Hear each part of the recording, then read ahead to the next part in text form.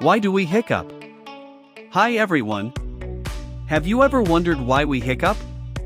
Hiccups happen when the diaphragm, the muscle that helps us breathe, suddenly contracts involuntarily.